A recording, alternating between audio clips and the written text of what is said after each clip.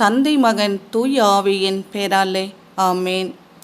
Samuel 2ஆம் நூலிலிருந்து வாசகம். அதிகாரம் 15. இறை வார்த்தைகள் 34. தாவீது அரசர் அப்சலோனிடம், நீ அகிதோபலிடம், அரசே, உம் அடியான் யான் முன்பு உம் தந்தைக்கு பணியாளனாய் இருந்தது போல இனி உமக்கு பணியாளனாக இருப்பேன் என சொல்லி எனக்காக அகிதோபலின் ஆலோசனையை முறியடிக்க முடியும் என்றார்.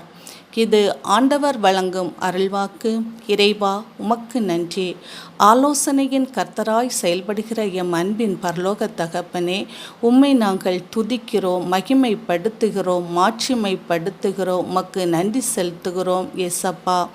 ஏசப்பா, நீர்தாம் எம்முடைய தேசத்திற்கு நல்ல ஆலோசனைகளை கொடுப்பீராக. தேவையற்ற ஆலோசனைகளை கொடுத்து எம்முடைய தேசத்தை பாழ்படுத்துகிற எல்லா ஆவிகளையும் நான் இயேசு கிறிஸ்துவின் நாமத்தினாலே முந்தி கட்டி நிர்மூலமாக்கி இயேசு கிறிஸ்துவின் நாமத்தினாலே பாதாளத்தில் போடுகிறேன் தகப்பனே.